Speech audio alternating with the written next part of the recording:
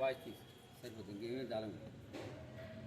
నారా చంద్రబాబు నాయుడు గారి యొక్క పిలుపొందుకొని భీమవరం నియోజకవర్గ ఇన్ఛార్జి శ్రీమతి తోట సీతారామేష్ గారి యొక్క ఆధ్వర్యంలో మేము సుపరిపాలన ఏడాది కార్యక్రమం 85 బూత్లని మహిళా తల్లులు మరి పెద్దలు యువత అందరూ కూడా వచ్చి మమ్మల్ని అందరూ కూడా చక్కగా ఆదరిస్తున్నారు.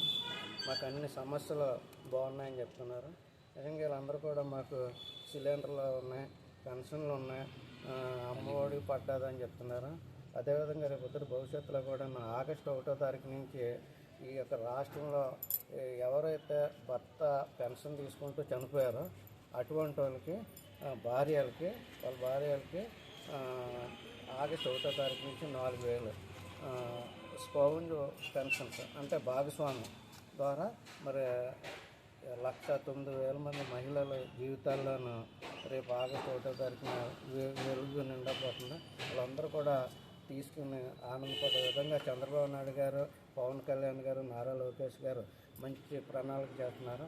మనకి అనేకమైన మంచి పరిశ్రమలు తీసుకొచ్చి మన ఆంధ్ర రాష్ట్రాన్ని ముందుకు తీసుకెళ్ళిపోవడానికి విశ్వ ప్రయత్నాలు చేస్తున్నారు. రాబో రోజుల్లో మన రాష్ట్రం దిశ తిరిగే విధంగా ఉంటుంది.